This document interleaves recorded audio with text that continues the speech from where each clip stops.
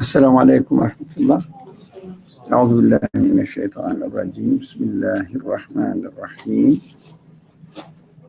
لا إله إلا أنت سبحانك إني كنت من الظالمين. ربنا ظلمنا أنفسنا وإن لم تغفر لنا وترحمنا لنكونن من الخاسرين. ربي أني مسني الضر وأنت أرحم الراحمين. وصل اللهم على محمد وعلى آله وأصحابه وأتباعه وسلم. ربنا اغفر لنا وارحمنا وأنت خير الراحمين. آمين. That's the new subject. The principles of reading, actually the scriptures in general, but in particular the Quran. Especially it is necessary for the Quran, because if we don't read the Quran by following certain principles, then it doesn't sound that it is a good guidance. It doesn't make sense, and we find it difficult how we can get guidance from this Quran. That's why I said the principles of reading the Quran, because we will emphasize on it. So, what do you think of the principle? For example, what comes to your mind first, at least to make sense of the Quran when you read it? Because of the definition of the Quran, defining the Quran. Let's go over the definition of the Quran. What is the Quran? Or any scripture, but especially the Quran. What is it? Speech of God. Sorry? Speech of God. Speech of God. Very good. Oh, why does he speak? Do you think he's bored? So let me speak and have a discussion with somebody. No. So why does he speak? Because we need to communicate with him, and it's a good way. So we need to communicate with him. That's how we understand. Yeah, we understand the necessity of the speech of God. Yeah, not from God's perspective, from our perspective. Excellent. Meaning. So what do we need from God? And why? Why God? You know, do you think God doesn't? God speaks really? Maybe. Do you think that according to our understanding, human understanding, God not as a compulsory duty on God, but from ourselves, from our perspective, if there is a God, this is not the subject of today or this discussion. Let's say there is God. Yeah, the universe is created by God. I'm satisfied about it. This God, as far as I expect him to be, he must be a speaking God. Because we have to be careful with the language. He must speak to me. Then he says, well, how can you impose any rule on God that you must speak to me? Otherwise I'll get angry with you or something like that. No, he must be a speaking God. How do you come to this conclusion that he must be a speaking God? That's the question. Is it because it's been, in my experience, it's the form of, that's the only way, or the main means of me communicating with people, with creation, basically, is through speaking, through speech. It's just an attribute of creation, I guess, or. So the speech is an attribution of creation. From there, can we refer to the Creator, that since he created speaking creatures, people, so he is the source of Speech. the ability to speak. It means speech. So he must be a speaking one. As we say, for example, by looking at the universe, it is somehow, as much as we know, well ordered. So we say he must be a orderer. So if there is beauty, you see, or something else, the things are beautified in their creation. So we conclude that no, the God who creates this universe creates with beauty. It means he is the source of beauty. We can say he is the beautiful, he has a quality of beautifying. He is the source of beauty. Where did we get the beauty? Where did we get the order, the sense of order? I mean, this is the way I used to think about it, but my problem always is, what about the negative things? So, for example, I'm looking at myself and inferring that God must have the ability, or he is the owner of this ability. I get tired. I have, I have things that I see as negative. Yeah. I can't make the same inference. I can't say that I get tired, so God must also get tired. No, he is the Giver creator of, giver of. Right. But that's not what we're saying here. Yeah. We're saying that if I am created with the ability to speak, that means that the creator has the ability to speak. He is the source of speech, the quality of speech. For But you example, also say he must be the speaker. But we started out the conversation by saying that he speaks to us. we said that was the starting point coming to this question. So, for example, when I look at myself, what I see, I am being made. Right? I am being made. So, my maker must be the source of making. It means he is the maker. I cannot say I am being made, so my maker also is made. No, it is a given criteria for me to understand through being made that the one who makes me is the maker. But where do you draw the line? I mean, depending on look, I am a created being. We have to establish this. I am a made, created being. So I am looking for the source of my createdness. I am well ordered, my body, my thoughts, my communication with my material and the soul side, whatever you call it, side. They are well coordinated. From there, I understand that the one who created me in this way is the source of coordinating the order between material and immaterial side of human existence. So you get tired. It means, yes, tiredness is created by him, but he doesn't mean that he gets tired as well. As we say, I am made, it doesn't mean that he is made as well. Okay. It is a false logic. Yeah, but where do you draw the line? Can I ask, maybe in response to this, is it because we see, like, we're making the inferences from something we observe in the universe? Like, we see that we get tired, so that tiredness is created or something. But we don't see any evidence of tiredness in The creator. in basically the universe, for instance. Like, you don't see It matter is like there. just disintegrating and like disappearing. or That's a good point. There is no sign that inferring that the creator is also getting tired, is also created, is also ordered, because I am ordered. No, we understand that this sign in the creation, what we see, all the qualities in the creation are coming from him. He is the source of the creator. He is the source of creation. He is the creator. Yes, tiredness is created by him. But it doesn't mean that he has to be a tired creator or, yes, tired creator. Okay, but there are No. some things, for example, like the universe. You can observe the universe, you observe yourself, and you see that everything is subject to change. Everything is continuously changing.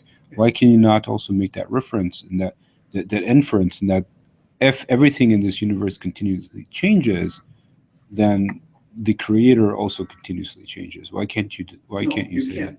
You know what? It's obvious, as Eric said earlier. The changing universe is a sign that it has been changed. So the creator has created the world with a changing quality in order to show that he is not changing it. He is, how this is, unchanged, or he is the sort of sustaining, self-sustaining. We always say that the change, no, we have to think about it. God is the one who is self-sustaining or self-subsistent. How do we know that? How do we know that? Because in order to be able to create this universe within a changing condition, the one who created the universe must be self-subsistent, because everything changes, subject to change in creation. It means they are dependent. Dependent on what? The one who gives them existence. So the one who gives them existence cannot be subject to change himself. Otherwise, he cannot be the creator of this universe. No, I didn't say he's subject to change, but he can change. Like if he wants to change his mind. Oh no, we can't Why talk not? like that. No, we have to learn by now. We cannot say that if he wants. No, that is my conclusion. In order to be able to create this world, the creator should be self-subsistent. That's my conclusion. No speculation about God. We have to be 100%, even if there is a larger percentage, I will use it 1,000%. We cannot talk from God's perspective. It is a fallacy of reasoning. So, because we are created, so God also can be created, cannot turn himself into a created form. For example, if he's absolute, it is just a speculation. It doesn't make sense, because the universe is a sign that its creator is absolute. And absolute cannot be subject to change. By definition, human mind can understand it easily. So we have to think about this seriously, and how to conclude from observing the world and understanding the qualities of its creator. From observing the world, he is the one who creates talk. So, do you think he is this talk, the ability to make speech, ability to talk, is a sign of neediness, createdness, anything? So we can say, we must say that, look, the one, logically, we understand that the one who created me with the ability to talk and understand the speech, why not he can speak to me? Why not? Why shouldn't he? Do you think he cannot speak? But I don't see the difference between what you just said and what. Yeah. So we have to Do you say, think he cannot change No. himself? It's still speculation. speculation. So, but we can. But he's absolute. He is the absolute speaker. It is not Oh, that. see, this is where I solve the problem. I say the names of God put a limit to what, not limit, but they, like the Asma al-Husna will say that the attributes in their good form, in their pure form, these are the things that we can infer to God, but the others you can't. I think another analogy you could say maybe is like if somebody invented a language, if somebody wrote a language, they clearly are conversant in that language. It doesn't mean that you're definitely right. There's a step here. One is like, what can you infer about the person that, or the entity that created something? And it's not necessarily that that entity capitulates its creation. But I think the analogy with speech is that if an entity gave the idea of speech intrinsically in order to create that that entity must understand that speech. There's no way that, is that right? Yeah, maybe we went too far in our. Yeah, that seems very simple. Was it very simple? I think that was the main point that you're trying to get to. I think we maybe got off track a little bit. That he speaks, and I need, from my side, I need to receive some answers to my questions. He created me with the need for answers to my questions, and I cannot really get this answer in the form of speech, although I can understand from speech. So I expect him, why don't you tell me in response to my questions? Why don't you speak to me in response to my questions? I can expect this. Does it make sense? I can expect this. And I see whether when I receive this speech in the way or in a form that I can understand myself. I myself can understand. In a form that I can understand. Do you get it? So if he speaks to me in a form that I cannot understand, it's pointless. For me, it is not wise. So I will say, he must speak to me in a language that I can understand. As a human language. That's why as we see the universe, although the creator of the universe, we understand that must be absolute, but I can understand the created things, creatures here. They are in front of me as I can communicate with them and interpret their the speech in the form of their disposition, the way they are created. I can understand. I can interpret them. But there are some questions that I have, I don't understand from the creation. But I guess the creation can be used as a source of verification after hearing it, like we learn. When you go to the school, so we don't know, but the teacher tells us something and demonstrates it, then we learn it, we say, oh yeah, it must be, that's true, I understand now. That's how we learn. That's how we are created to learn. So our Creator speaks to us in order to teach us so that we will learn. So the nature of this speech must be in a form of teaching. Teaching human beings in order to answer their inquiry, the human inquiry, that they cannot learn it here by themselves. But after being taught, they confirm them. They can confirm them. After being taught, they can confirm them. Because we have the potentiality. We have been given the potentiality to learn and make progress. Understand better. Do we follow that? Does it make sense? That's why we have every right to expect the Creator to speak to me in the language that I understand, so that I will learn. If I look at the Creator as an educator, God, then I do expect him to speak. Yeah, because don't you see that this universe also shows that the maker, the creator of this universe, has created this world to educate me, to teach me something. Because potentially I am able to learn a lot. But if I don't get teaching, my potentiality dies. If you, for example, is there any discipline that you didn't learn? You didn't learn any discipline that you know nothing? Japanese. Sorry? Japanese. Japanese. Okay, you know nothing of Japanese. Okay, That's fine.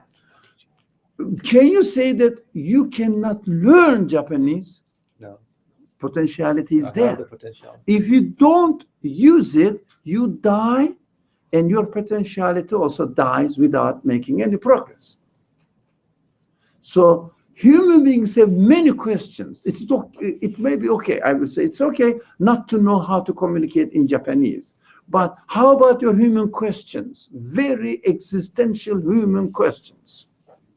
For example, what are you doing here? You are a human being. See? You want us subject? We started this, that we haven't started. Okay. Sorry, I still don't get, why do you say that? Can you go over again why the creator must speak to me? I'm not sure I understood. I expect him to teach me. Why do I expect them to? Why? I have questions. I wonder, extraordinary, according to me, extraordinary things are happening here.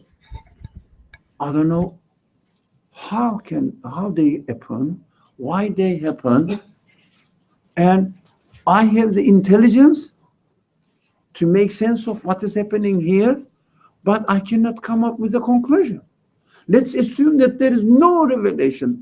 There was no prophet, there was no revelation, there was no religion, as we call it in general. Okay, you and I here, don't you wonder, why are you here? How come that you came here and you are intelligent, you are aware of the things around you. You know that the things are happening here wonderfully, in a wondrous way. Don't you wonder, who made them? Why? What am I going to do with them? Because you are intelligent. If you are not intelligent, it means if somebody has a main problem, okay, they cannot think. Okay, they are not responsible because they cannot ask. They just look at everything and laugh. That's it. They don't know. So they are not responsible. But can you be in the same way? But I guess because I have the question, it doesn't necessarily mean that the answer is there.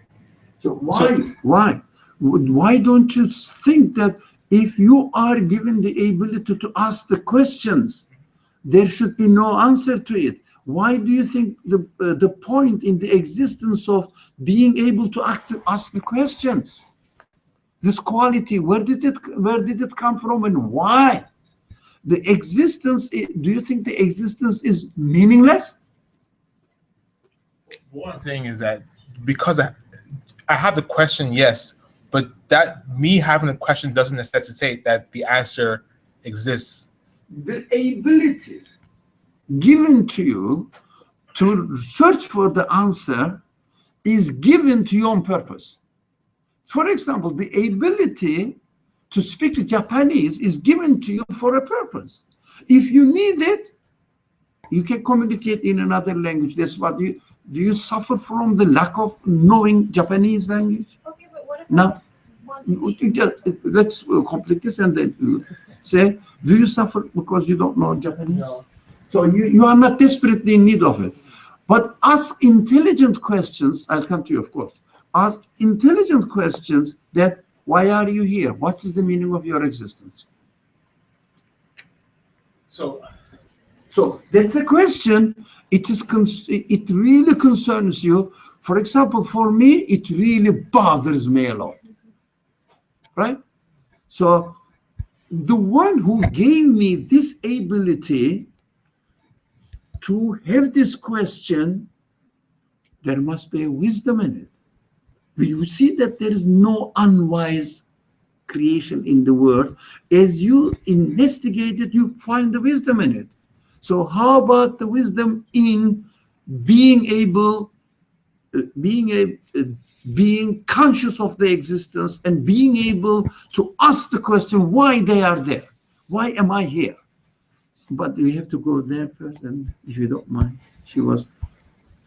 I think that's a very uplifting way to think about our curiosity, that, we have all these questions for a reason.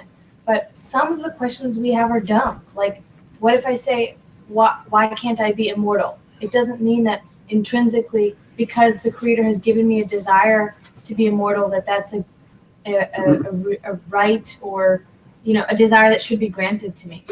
I don't know. You will investigate. You will investigate looking at the creation and say that, look, I have a sense of immortality and I desire to be immortal, and I have the curiosity about the existence of this immortality. So we shouldn't turn it into gossip like the media does. We should make it human. Why do I wish or urge to be immortal? What? I have to ask this question and investigate accordingly. There must be an answer to it, because there is a question here. And if this question bothers you, there is a purpose in the existence of this question. I am not the result of accident. Can I say that I accidentally to be happened like this, so that I have the question accidentally to ask, I want to be immortal? Accidentally, there is no immortality. There's no immortality. Everything is mortal in the universe. No one can show me one sign of immortality in the creation. Everybody agrees, those people who think about, of course, that everything mortal at every moment. Everybody knows that. Now, those people who really give thought to it, reflect on it. So, where did I get my immortality? I am, do you see that our existence is wise, not absurd? So if it is a wise existence, so I must look for an answer to all of my wise questions. Search for it. You may find, you may not find, but we will go into the principles of reading the Quran. So when you say that I'm looking at the word, there must be a sign for it. This universe is not really futile, pointless, unwise. So whoever made this, gave existence to this universe, must be wise enough to answer the questions that he has given me this quality to ask the question. Be curious, curious about the purpose of my existence. If someone says, I'm not curious about my reason for existence, please go. But it's not the place for this person to be here. We have to be curious of, why do I exist? If someone says, no, I have no question as such, I don't need it, so I am born Muslim, I am a Muslim, I believe in God, I'm finished, then please don't waste your time. You can go home and enjoy yourself. But here, we have to ask this question. And we can find the answer by looking at the creation, as well as seeking an answer in the form that I intellectually understand the language. But every statement in the form of speech has many layers of meaning. We cannot say that this means only this. There are lots of inferences, there are lots of allegorical explanations, so that are open to interpretations, etc. That's what we have to come to, how the principles of reading the Quran. So what are we expecting from the speaker in the scriptures in general, in the Quran in particular? So what are we expecting to answer my questions, as I understand, as a human being? That's my legitimate right to expect to get answer to my reasonable, intellectual, human questions. So I would say religion is what? To satisfy human questions, right? And the Quran speaks to me in order to satisfy my human inquisition, inquiry for the reason of existence in this world. That is how the scriptures must be read. Otherwise, if you read the scripture in order to learn what to do certain things only without the meaning in those actions, it is an insult to the scripture. It's a big reduction to the scripture. Because they are not the main point. They cannot be the main point. The main point is, even in your actions, what lies in them, what they simply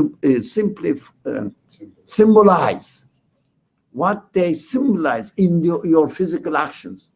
For example, if I said, I got a big, look, this is my action. Yeah, big. It symbolizes something.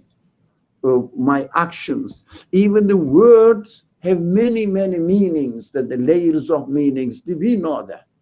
There's allegorical speech, metaphoric speech,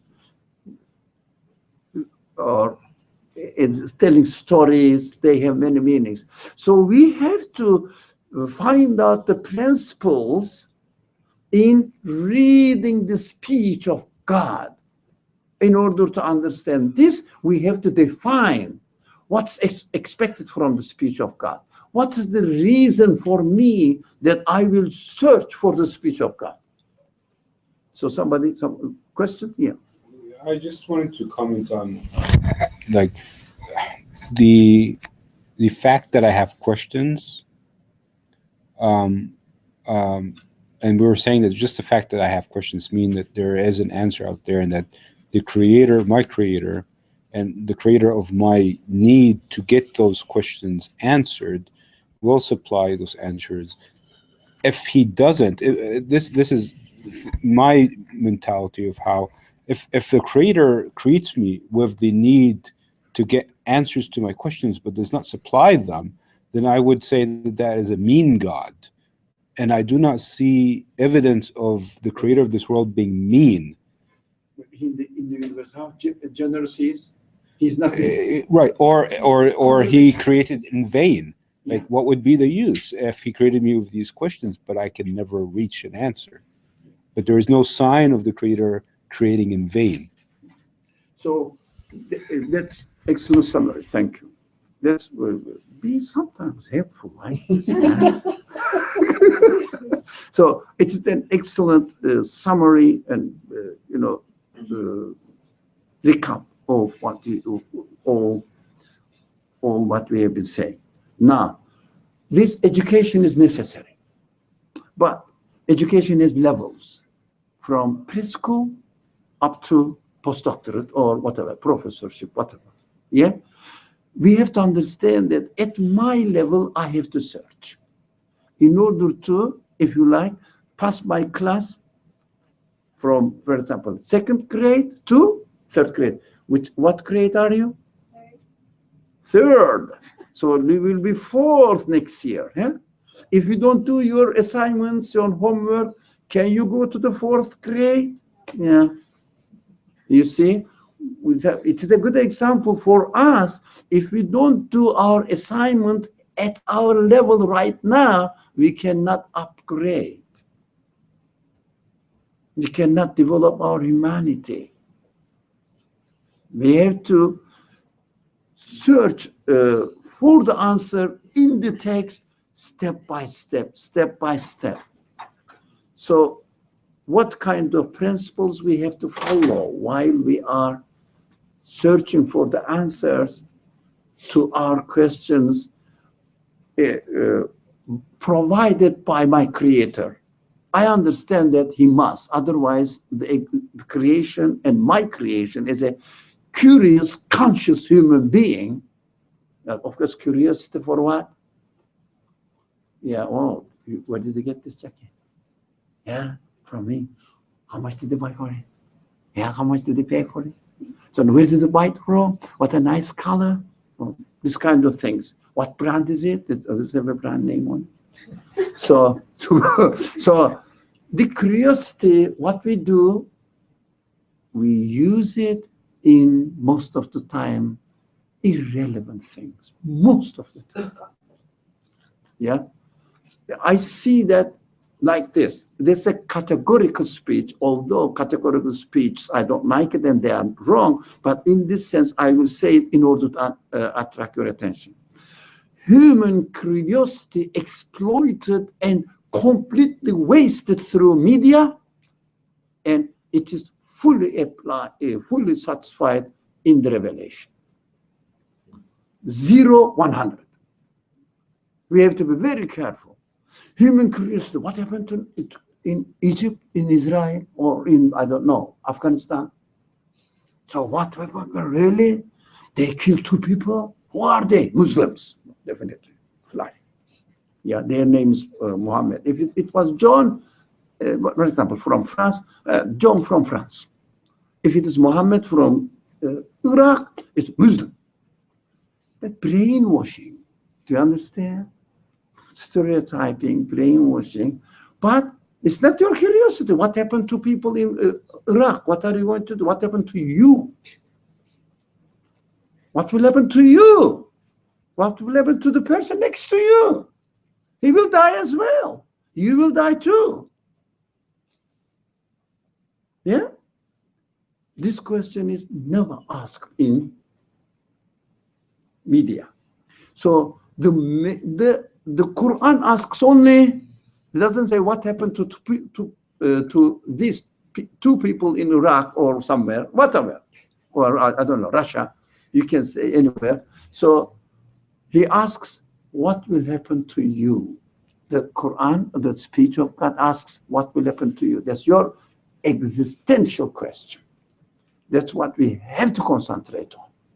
But to grasp the answer, we have to be careful that we are listening to the speech of the one who gave me this sense of curiosity. Intellectual curiosity, not out of curiosity, then human curiosity, without which we cannot have a meaningful life. So, who will tell me now, or what is the primary or the first, the most important requirement or requisite in order to understand the speech of God? Primary thing, without which you cannot understand the speech of God at all. Read it from the human perspective. Don't read it from the creator. Reading from human perspective. Okay. More, yeah. The assumption that it's from the creator. It is from the creator, that's one thing. Yeah, Yeah. you should be with that. Yeah, but before this, okay. Like a no question, no answer situation. Got it. To have the question. If you don't have the question, you understand nothing from the Quran, because you get knowledge. Knowledge is not understanding. If you don't understand, you never believe or confirm or reject. Nothing. It means nothing to you. Do we get it? It means nothing to you. If I don't have the question at all, if someone gives me the answer, would I know what is he talking about? No, it means nothing, because I have no question. So let's say, it's very simple. You know, I am not wondering what is the capital city of the United States. Okay, somebody says Washington. You say irrelevant. You don't have the question. So it is, to me, very striking. For me, very awakening. If you have the question, you get the answer from the speech of your teacher, God. If you don't have the question and read the scripture, what you do? Okay. You get nothing. You may get some information. You may get some information saying, you know what happened? Well, once upon a time, there was somebody who was Pharaoh, who raised the children of Israel. Who are they? Oh, there were some people there in captivated or enslaved in Israel and abused by Pharaoh. Who are they? And I don't know what the text says. Because you are not, if you don't have the question, you get information, but no benefit. It means irrelevant information. As the Quran says, like an animal, donkey, carrying the book, doesn't know what it is for. You know why? I have this information and nothing. I just maybe use as a profession. You know. This is what I mean. The profession means you may be an engineer. You say, I'm going to design this, and that's it. As far as my human side is concerned, it doesn't answer anything to my humanity. No answer for my humanity. So we have to have questions, concerns, curiosities. We have to look for an answer for something. Then the speech starts making sense. Otherwise, the speech will turn into an encyclopedia. Gives you information for nothing. I mean, you may benefit for your worldly life to do something not to do, but when you die, it dies with you. That's it. It doesn't really educate your humanity to get to know the purpose of your existence, to educate your human qualities, feelings, human qualities, to get to know who you are, who your Lord is, what he is expecting from you. If you don't wonder, for example, what is this? It is an apricot tree, for example. It's an apricot tree. If you don't question why does it exist there, why there are fruits on it, what you look at the apricot tree as what? The season will come and some apricots will appear on them and I will eat them. You know, the cows think in the same way. Cows also wait for the season to come so that they will graze on the grass. Not human. Human intelligence, yes, sir, or I have to eat it, and what does it mean? You have to ask the question, what does it mean? I'm hungry, I like it, I enjoy it, and it's provided for me. What does it mean? What's going on? And then, if you read the speech of your Creator, if he says, I created the apricot for you, there's a Creator. It is particularly provided for me, prepared for me. Why? What is he expecting from it? Why? Why does he prepare it? There must be some teaching there, a sign for something. So you start investigating into the meaning of this simple sentence which says, I created the apricot for you. Who are you? Do you really, what is the connection between you and me? Why do you care me? What does it mean for me? You find your mother, which my experience is that I never forget it. I don't think any of you forgets the compassion you received from your mother. My mother used to die for me, really. When I go there, she didn't know what to do, really, what to prepare for me. She panics. But she cannot stop herself. I said, please come down, Mom. I don't really need all this. One is enough. No, she can't. So I don't know how to respond back to her. So thank you, Mom, but I don't know how to really appreciate her compassion. If I didn't believe in God, I would go crazy again. Why this woman is really trying her best, bursting into compassion in order to just, I don't know, entertain me? Why? So meaningless if there's no purpose. Through this action, I have to know the employer of my mother. Through her, he is revealing that he loves me, he takes care of me, he employed this lady for me.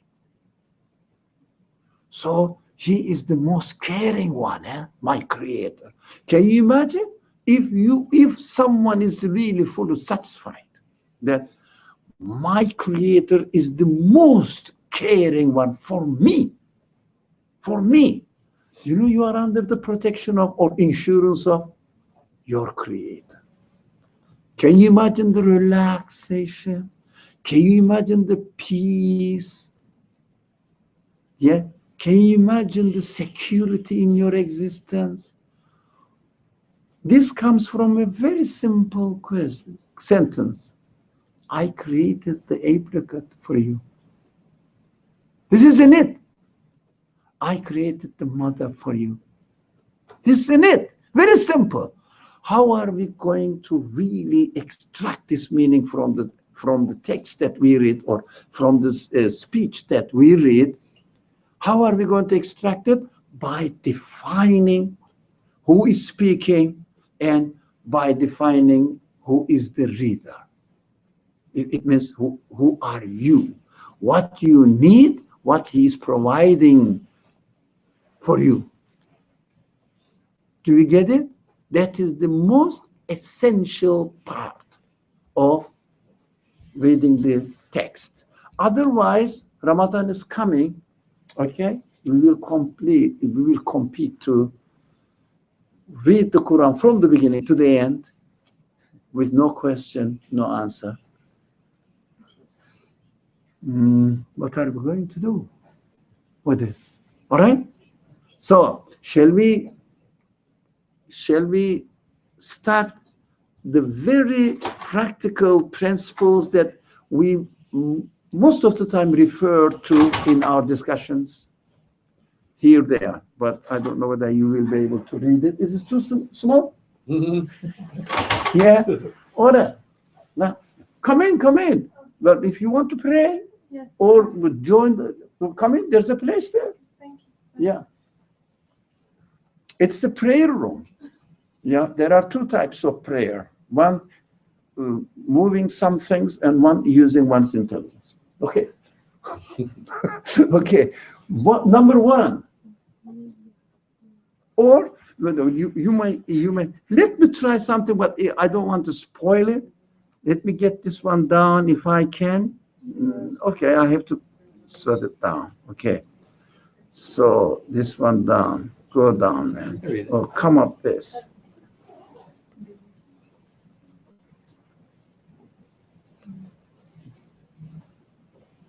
How about this one?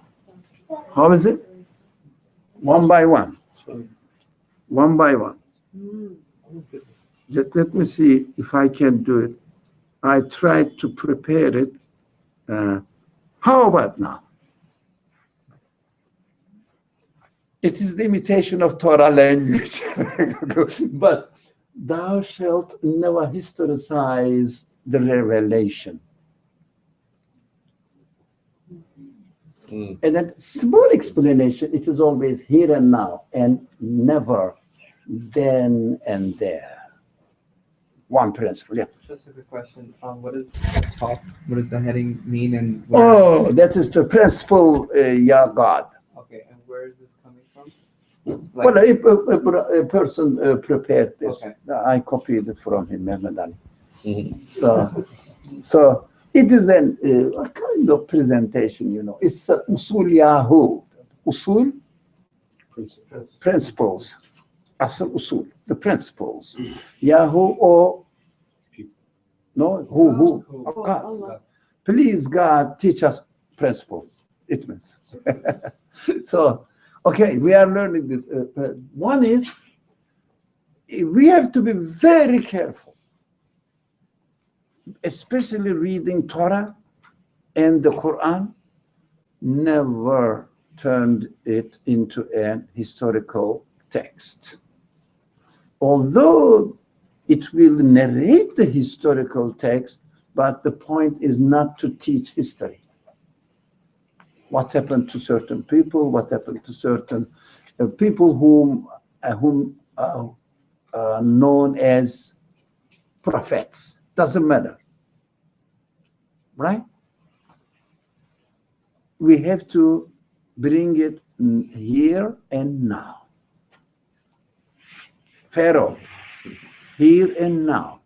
And we will go further. We will go further. It's with me, not with Ihab, with me. So me It's with too. me. Yeah, it is with me. So who is speaking now in the Quran by definition?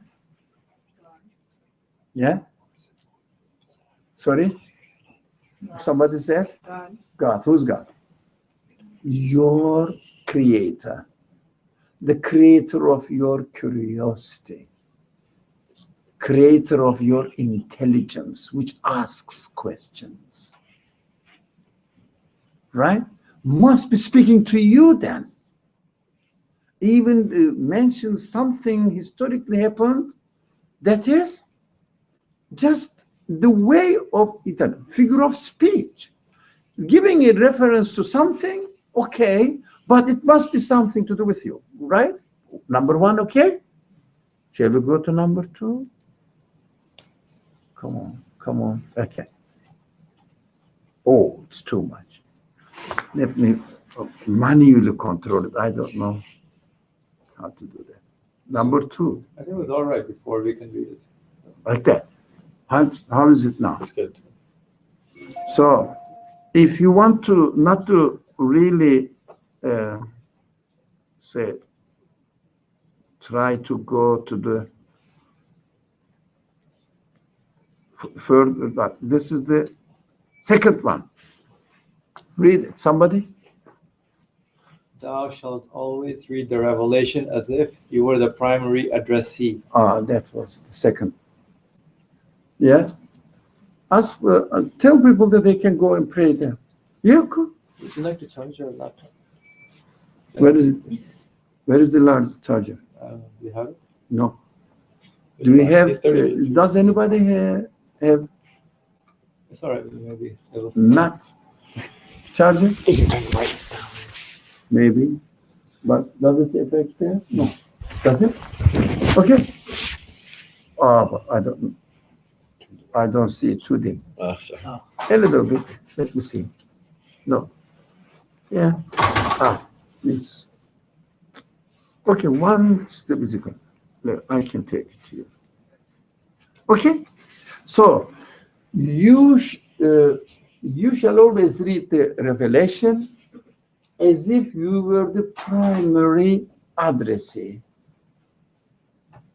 But he says, Ya ayyuhal kafirun,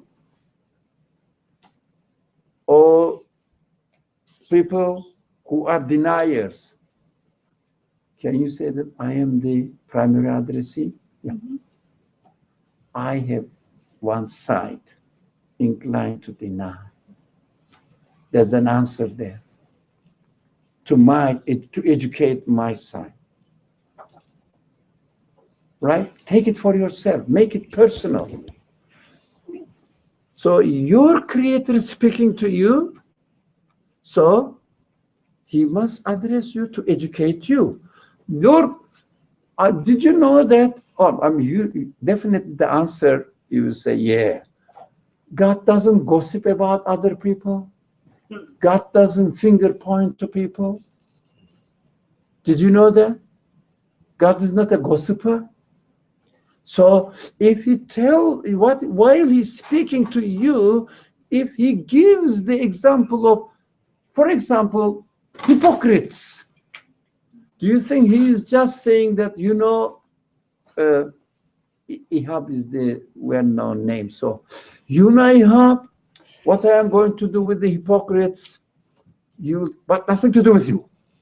It means he is gossiping about hypocrites.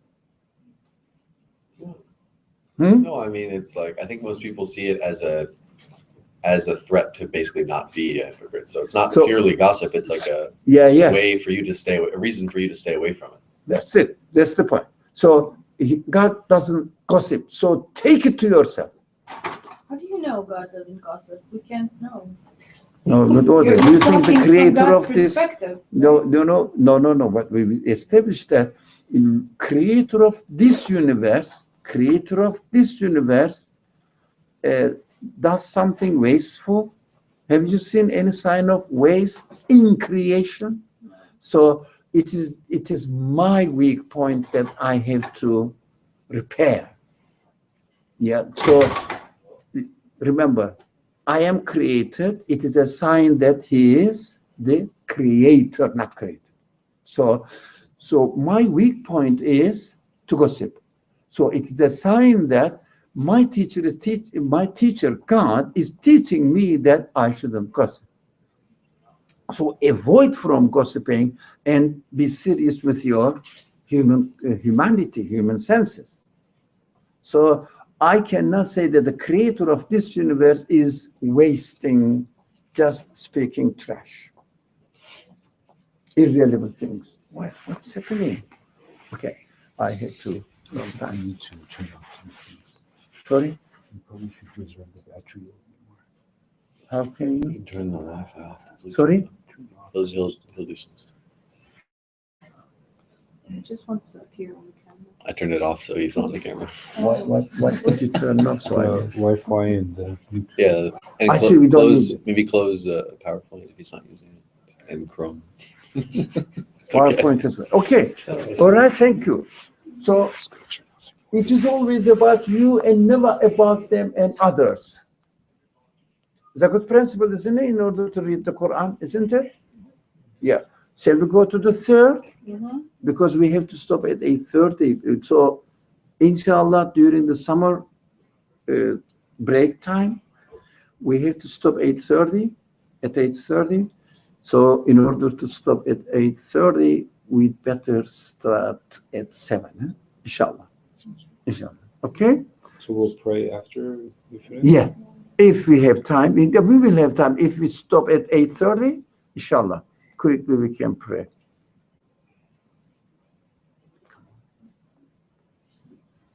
The third. Okay, somebody would like to read? Do you know how to read English? Yeah. Thou shalt always start with observation and build everything else upon it. It is always evidence first, and then comes the confirmation. Yeah. Do you see the importance of this third principle? So God will speak in the book. How are we going to understand that? By having the experience of it in your practical life. If you cannot experience it either externally or internally within yourself. For example, God says, I love you and I prepared the paradise for you. What are you going to do? Where is the paradise? No, it's a paradise in belief in him. So how can you really observe this? By investigating yourself, your own being. Do I need paradise really? Am I created with the need of paradise? Paradise symbolizes what? The grace of God with no limit. Absolute happiness. Do you need it? Do you need it? Where did you get this need? Okay. Yeah, the one who made me. Let's change the language. The one who made me with this need. Yeah, you have to question this need. Why do I have this need? So when you read the text saying that an eternal bliss has been prepared for you. You say, it must be so. Must be so. Because I have been given this ability. This ability doesn't come from the, whatever you ate, cake, you know, desire for eternal happiness. Doesn't come from atoms, from particles. Particles don't have it. And we studied when? Last week? Or Saturday? Everything has a cause of existence. So the cause must be able to give it. So these particles don't have the sense of eternity. They don't have senses, let alone sense of eternity. They themselves are transient. So we understand that evidence must be observed. Yeah. And then after you have, no? Okay. I think from time to time I should press on this. Extremely. Okay. So it's good. It's good. So after observe it and after see the evidence and convinced, then you can confirm it. Without being convinced, can you confirm it? Is it called confirmation? Right? Religion or belief must go through this process. People think that belief means blind following the text. This principle says if you don't observe it, if you don't experience the evidence, you cannot say that I believe in it. If I don't have the question, then I cannot go. If you don't have the question, good point. You don't ask the question. If you don't ask the question, you don't look for the observation. If you don't look for the observation, there is no evidence for you. And if there is no evidence, there is no belief. If someone says, I believe in what? I don't understand, but I believe. What does it mean? What does it mean? It's not human. I don't understand, but I believe. It means, please don't disturb me. I want to take my rest in this world and die like an animal. This is not belief. It is just laziness. It is just saying that, oh, no, I don't know this. For example, let's say, I don't know, any subject, and say, I don't want to learn it. Okay, if you don't want to learn who your Lord is, who your owner is, you die without knowing who your owner is. Maybe you may say, I'm a good Christian. Okay, well, I'm a good Muslim. I don't know. You die without knowing who your Lord is. Right? Dr. Lee, I have a question. Okay, so I'm just wondering, let's make this into a practical scenario.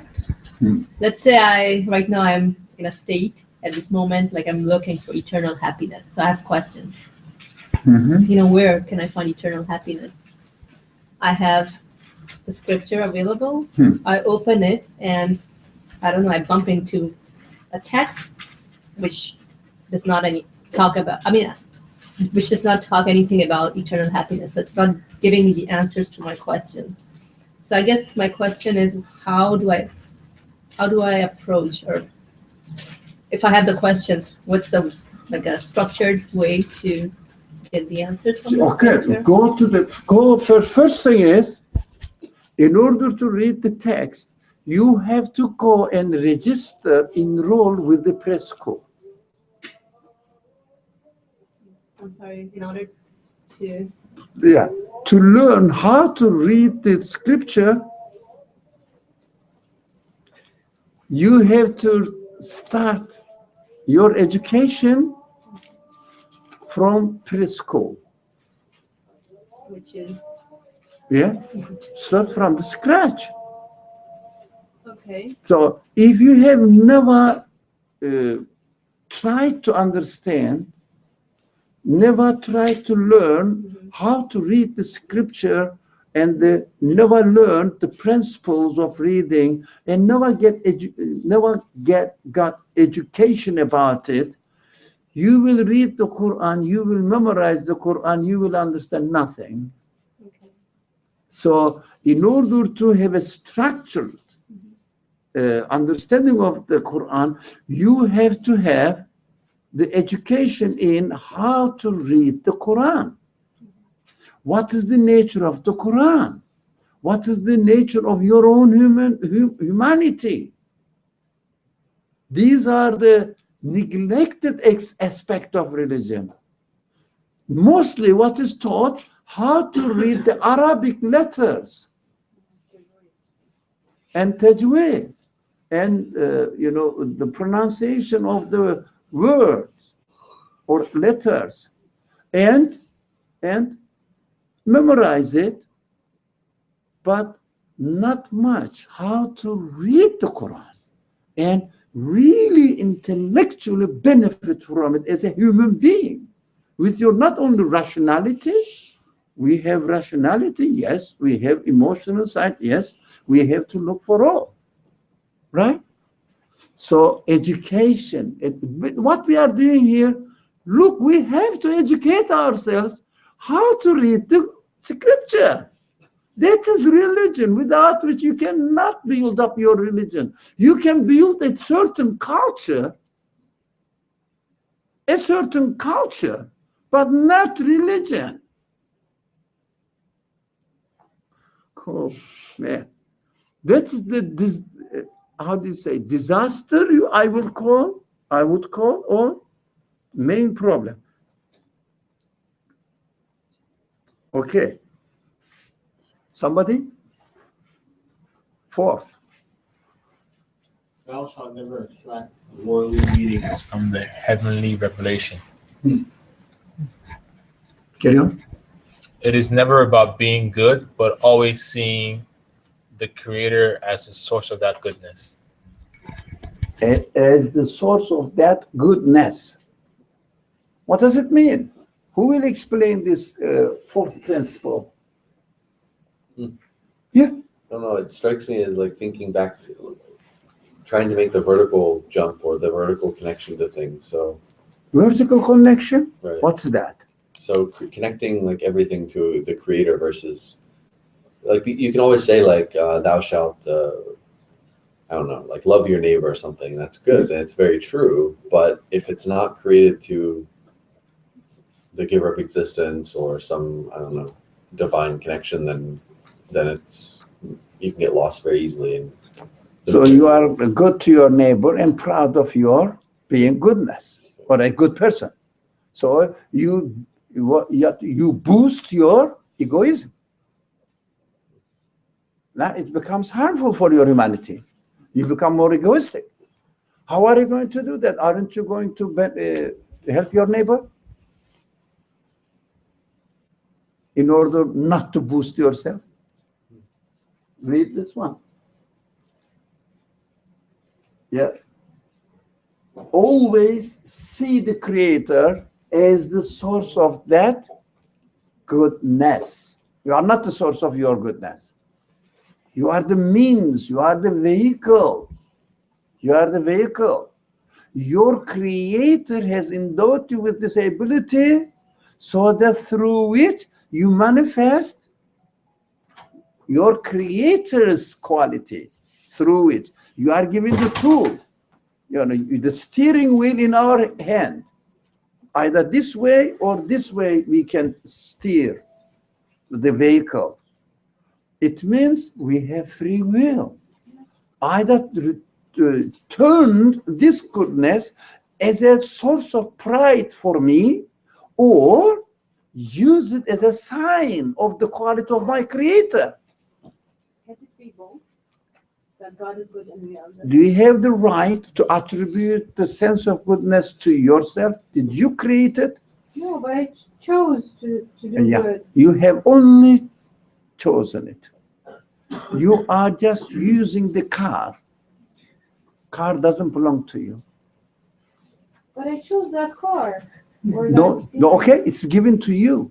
Even the power of choice is given to you. Okay? Even the power of choice is given to you. So you are just free to either confirm it, accept it, saying that this is from my creator, or deny it and appropriate it to yourself and become a thief. Oops. How many minutes do we have? So we will go until battery dies, okay? 6% is left. So, and also, inshallah, the battery dies, it's just time for Malak. Not Islam time, battery time. Okay, the religion is changing, of course. I love it. So the rules of religion is changing now. So, okay, it's good to do some change, otherwise we are so stagnant. Yeah, we're not that good. Come on, man. Come on, man. We are dogmatic, aren't we? Yeah, well, our religion is mostly 99% of our religion is dogma. We have to wake up. We have to really wake up to our reality. Somebody wanted to say something, I think? Yeah. I have a question. So the source of goodness is God, it's not me, even though I chose to do good. But you have chosen how to use, in which direction to use this goodness given to you. Either confirm it and go along with it, or deny it and protect it, or prevent it from happening. So depending on that, why are we rewarded or are we punished? So what do you mean rewarded and punishment? It is in you. When you go to class, you have to, send this I'm not saying about hell and video heaven. to her. No, the reward is in your realization. You become aware that your creator, let me see this one.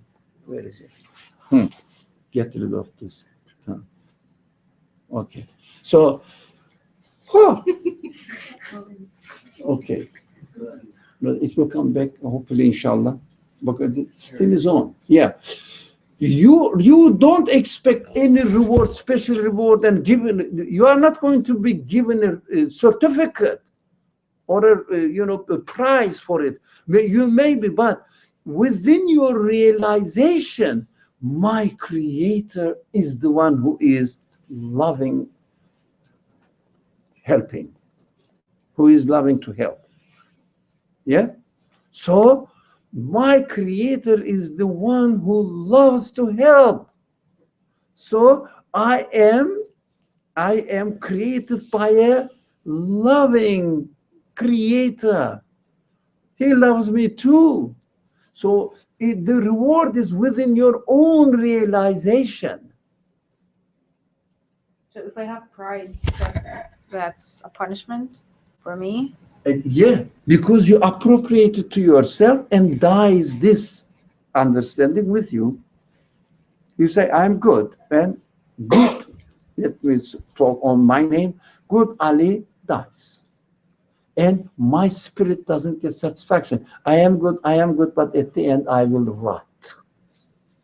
Well, can I say, oh, I'm happy that I chose to, I'm not the source of goodness, but I had a choice and I chose the right choice. So I'm happy that I took the right choice. So I'm proud that I chose the right choice, even though I know I'm not the source of.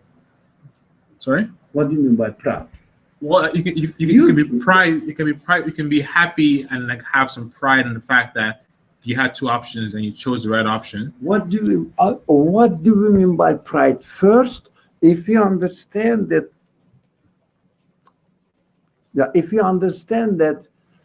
pride is appropriation, stealing.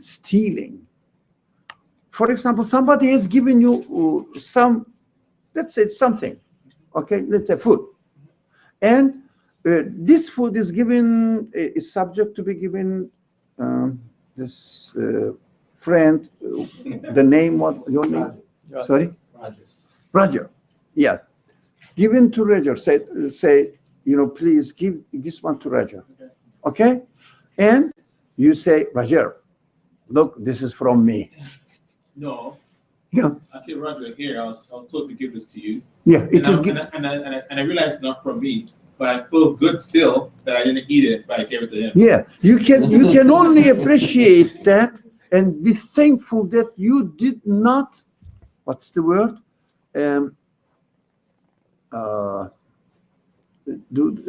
Oppose, it's not oppose. You didn't deny the reality, but you didn't, there is a good word, but I don't remember.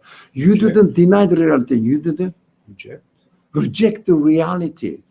You let it go as it was supposed to be. So you can say, thank my Creator that I was able to approve the truth, not reject the truth. That's what the Quran also says, you should approve the truth, not reject the truth. Don't be from among the rejectors. Right? It means the rejectors means this. So you can say, thank God. It is a good thing for me. So do we have some, if we have, we can go one more and that's it.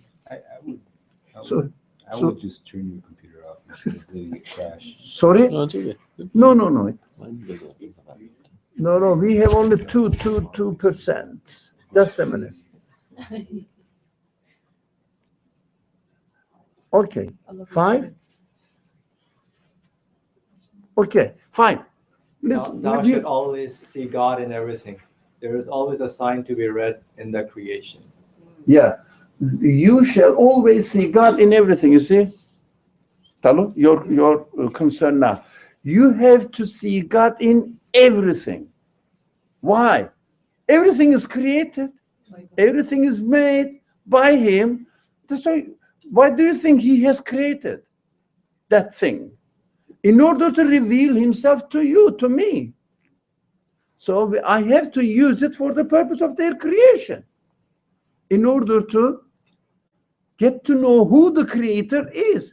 If we use anything other than getting to know it is Creator, it will be just a waste. Do we understand that? That is what waste is in Arabic, israf. That's what waste is. Use something, even your abilities, not for the purpose of their creation. Anything. But are we wasteful? Yes, I am 99 definitely wasteful. So why? I am using my abilities not to get to know its creator. I'm wasting. And we know that waste is a horrible thing to do. So in order not to waste, we have to educate ourselves, train ourselves how to get to know its creator, because the purpose of existence is what? The Creator is revealing Himself to me as an intelligent being, as an intelligent creature.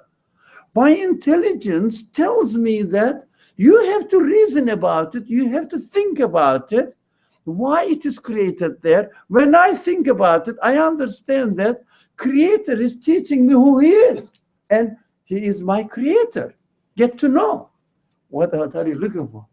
It says 0%. I don't know how that's possible. Okay. 0%, but it's still on. Okay, turn it on. Thank you very much. So everything is created for a purpose. The purpose is the Creator is revealing Himself to me. So conscious human beings must use them as a means of getting to know who his owner is. So simple. I definitely that I conclude that in my understanding, my Creator is not expecting anything from me. He doesn't need. He is the Creator of the universe. How can you say He needs it? Look at the universe. So we know that the Creator of this universe is not expecting anything to be slave of Him, to serve Him. What do I mean? This is crazy. Why should I be serving? He doesn't need service. I should serve myself. Yeah, I should learn why I am here, who my Lord is, who my owner is, what is the purpose of my existence here. To get to know my Creator. Everything is for me. So reward, punishment, everything is for you. You have to find the reward in your action, in your choice. You have to find the punishment in your own choice. So you will understand that you are building, or we are building up our own paradise, our own hell. We are building up. If I choose it, for example, if I get the knife and cut my finger, it bleeds. God creates the bleeding. It causes pain. God creates the pain. But who is making it? Me, myself. I have to understand that God creates the paradise for whom? The one who acknowledges him. God creates the hell for whom? For the one who doesn't have the owner. Can you imagine? You are orphaned. You have no owner, no protector, no source of security. You will die and rot away. What is worse than this? What is hell? This is hell. Hell is the representation of rotting.